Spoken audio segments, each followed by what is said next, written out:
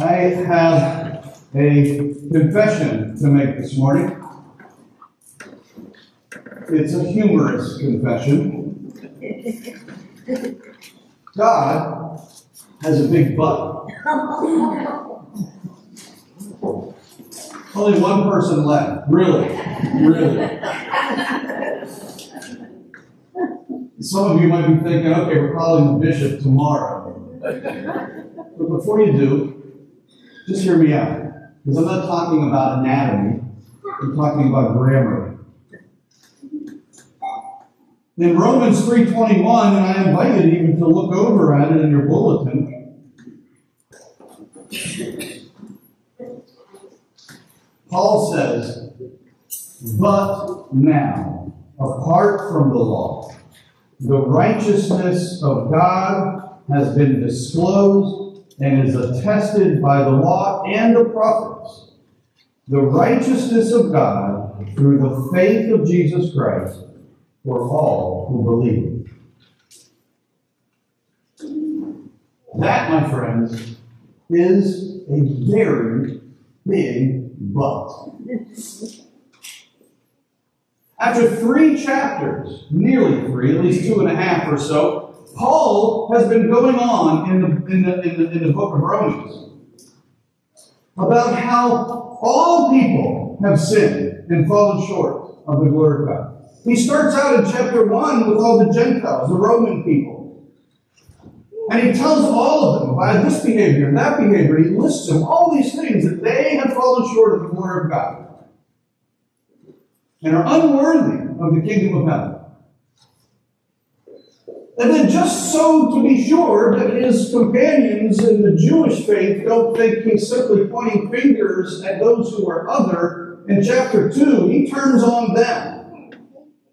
And in all of chapter 2, tells them that they have distanced themselves from the law. They have been disobedient of the law. They were given the commandments and the covenant of God. They were given the very gift of God's covenant, and they rebelled. And they distanced themselves, and they were disobedient. And throughout time, they have fallen short of the glory of God. Such that by the time you get to the beginning part of chapter 3, Paul has made a case that all have fallen short of God's grace.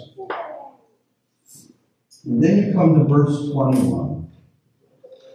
But, and there it is. There it is. God's big, beautiful butt. Right there. That big, beautiful butt in verse 21 changes everything. It changes everything. Paul might have started with the law, right? And he might have pointed out all of the different ways in which the law has impacted us. But in verse 21, he comes to the grip and what changes everything and orients now our faithfulness around the gift of grace that's given in Jesus Christ. The righteousness is given through him, not through us, such that no one can boast of their righteousness, he says. No one can boast of your righteousness. There is no self-righteousness possible in this equation. There's only the righteousness of God shown through Christ, that we might only boast, that he says, in what he has done for us on the cross. Paul's statement about God's big, beautiful butt changes everything. But still today, we are troubled by the works of the law. In the lead up to the Reformation, Luther was troubled by the law. The law that told him in the church at the time that he was never good enough for the kingdom of heaven. Luther was racked with guilt over and over.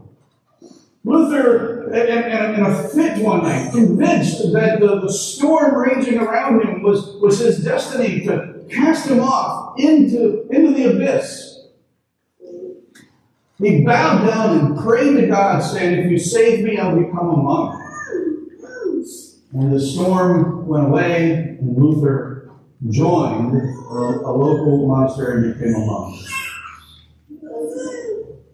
But still, Luther was troubled over and over with the law. You see, people weren't allowed to read the Bible back then.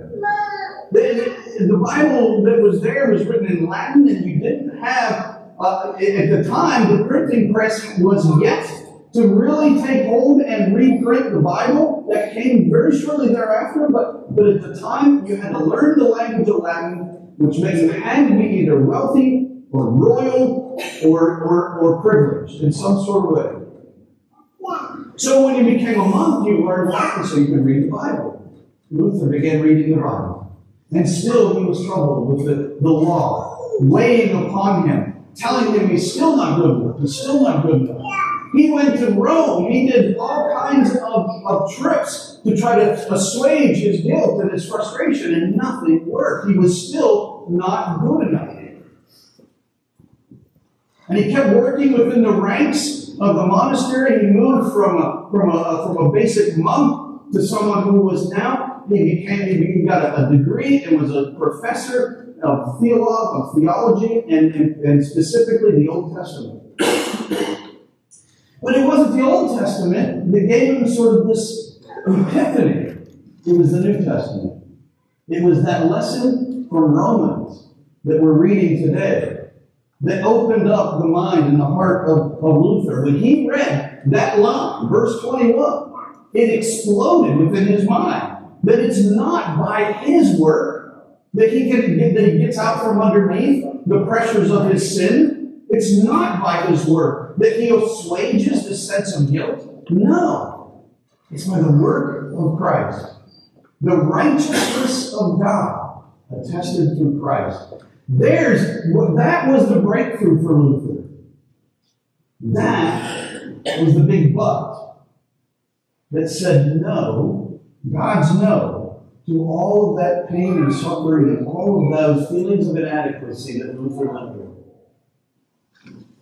The righteousness of God is not something that we can ever claim to be able to fulfill. And yet, we still feel it sometimes. We still feel inadequate. We still go through life feeling like we're not good enough. We still go through life hearing the language of people from our past even echoing that we're not good enough. We're not healthy enough. We're not young enough. We're not righteous enough. We're just not enough. We go through it all the time.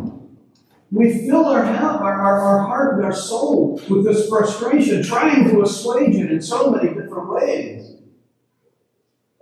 And yet here it is all the time in this gospel. God's big but, saying no to all of that guilt and all that frustration, all of that pain and suffering, all of that spiritual trouble we go through. God saying no to all of it. To free us from every bit of it.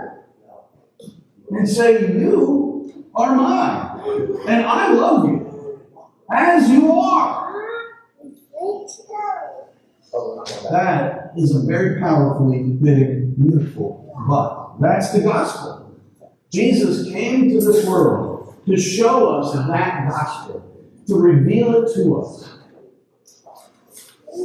Every system since the Pharaoh over Egypt has lived subject to the laws of a king.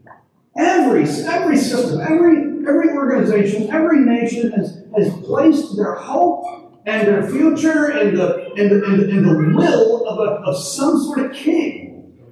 Somebody who will tell them what righteousness looks like for the kingdom. Pharaoh made some people slaves and some people privileged. And it just so happened that the people that he made slaves, by his righteousness and his statements of what is right and what is good, it just so happened that the people that were slaves were God's people.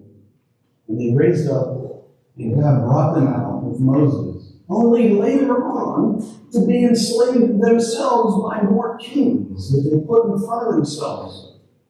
God continuing to want them to be freed from this, and yet they continue to be disobedient and wanting to be subject to a human king. They brought in kings, and all they led to more and more trouble. Today we are still struggling with this. We are still struggling to get out beneath the weight of people telling us what righteousness looks like, and what the law is, and what good is, and what wrong is. And we live still struggling with the kind of might makes right policy in our world, where people think that by might we can make things right. If I'm just the strongest, most influential, most powerful person, I can tell you what righteousness is, and you will live by my rule. We are still struggling with that concept everywhere in our world. God's big, beautiful butt says no to all of it. God says no to every bit of that. And when Paul says the righteousness is brought by Jesus Christ, not by any human being, but by God through Christ, and that all of us who are bound in faith to Him, we find in that relationship a new king. One whose righteousness is right and good. One who frees us from all of this feeling of oppressiveness in this world. One who reminds us what good really looks like as He loves us and dies for us. One who reminds us every day of what righteousness really looks like. And it looks like His life, living and dying for the sake of the other. Loving our neighbor.